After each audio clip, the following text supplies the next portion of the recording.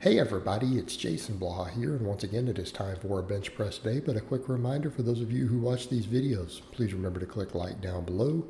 It would be greatly appreciated, and if you are watching this on Facebook, toss me some stars, thank you. Alright, so I did my first ramp up here with 315. 315 didn't feel as crazy light as it has the last couple weeks, so I decided rather than going for a peak single, I would just try to hit a good solid triple with 315. Which still puts me within the intensity distance of the 365 I've been benching. But I just felt like today, if I had went for 365, that it would have been a little grindy.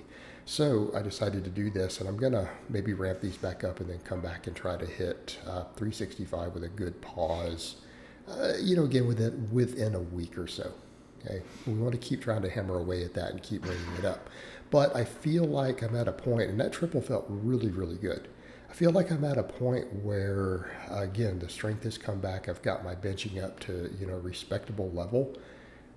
But I do feel like at this point, I simply have to get bigger. I think I'm going to be stuck with that 365 bench until I can get more size.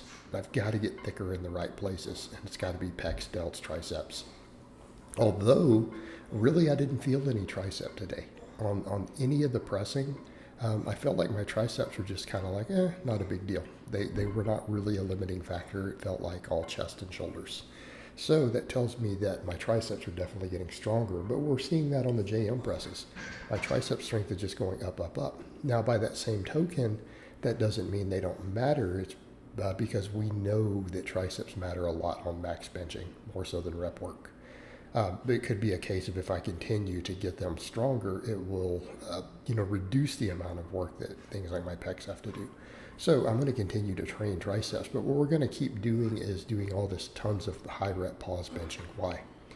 As the reps get higher on benching, we know that the activation of pecs goes higher relative to the other muscles. We've got some EMG data on that. And again, the pause work does the same thing. So I'm just going to focus on continuing to get real strong at pause work on tens, trying to get quality reps in. And I'm just going to do my 3 sets twice a week. But we're going to focus on quality sets, quality reps. And again, my pecs and delts were lit up from doing this. And I'm also doing here in this slot, I had been doing the barbell rows, also known as a Pendlay row. But now I'm doing some bent over rows, mainly because I want the extra grip work. Because again, my volume itself is relatively minimalist, and my workouts are done within an hour. I want everything to give me the best carryover possible to other stuff that I'm doing, and I really need to make sure my grip stays strong for deadlifts. All right, this trains my grips harder than any other form of rowing I could do, mainly because I'm having to hold onto the bar for 10 reps without turning loose, and it's hanging, right? It's hanging each time. And I do love normal barbell rows off the floor. I'm a big fan. But I just feel like right now, because of the grip and the relative strength of my deadlift compared to my other lifts, my deadlift is by far my best lift in terms of relative strength, that my grip can start to become an issue at that point. And I just want to make sure that the grip is good. Plus, this allows me to train everything involved with the deadlift other than posterior chain. It allows me to develop grip, allows me to develop my upper back, everything that we need. So it's a good lift to work in here on the supersets. And yes, I superset all these lifts just for the sake of brevity to get my workouts done quicker, get that work density higher. And I'm in good enough shape to get away with it. I can do big exercises in supersets for sets of 10 without losing performance. Again, my conditioning's good. I do a lot of cardio. So as far as the pause benching goes, though, all of that felt good, although I did feel like 10s were about my limit. I know the other day I had managed to squeeze out a 12 rep set on the last set of one of those, but that was everything that I had, it seems like. So they seem just a little bit stagnant at the moment. So I'm going to continue to do the supplemental work I need to make that come up. But again, I think that's what we can expect to see from here. Since I've been practicing all the pause benching, been hitting the maxes, all the neural component is largely maxed out. From this point forward, it's just going to be about getting thicker. So again, JM presses, because I feel like the JM presses really gave me a lot of carryover, and they do help out of the bottom of the bench. as far as the tricep activation goes because of the way it stretches the tricep. So again, these are going up. I'm just continuing to get stronger at doing these. I think particularly with this wider grip because it allows me to train chest and delts and everything. It's actually a really good delt exercise. I really feel like that wider grip hits delts just as hard as the triceps. Of course, I feel a massive amount of bicep. Now that I've started going over to slightly wider grip benching, the pinkies on the rings, I feel my biceps almost cramping on the eccentric reps when I'm going heavy. So I know I need the extra bicep work, so I'm going to continue to do curls. And I don't care if I'm a little looser with the form on these. And I noticed I was able to, on the third set, get 12 reps. I did 8, then I squeezed it out to 12. So I might work on getting 10 to 12 on all the sets and then increase the weight from there. But yeah, I need the extra bicep work. I need it for the stability on the benching. I need it for the power out of the bottom of the bench as far as being able to pop off my biceps, right? When you get to the bottom of your bench press, they can act like a elbow sleeve almost, like a cushion. So I'm going to continue to do curls. You know, part of me likes the hammer curls for the grip component, and we know the hammer curls will work the biceps, but at this point I feel like, look, let me just come in and do some dedicated bicep work for a little while, get my arms bigger, and see how this carries over to my benching.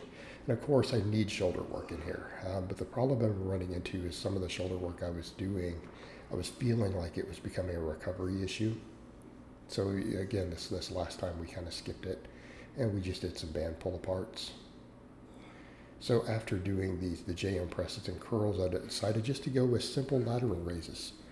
You know, at a certain point, I might need to incorporate 2 shoulder movements again. And I feel like just that little bit of bump I got from a workout or 2 of doing the upright rows followed by the laterals helped my shoulders along.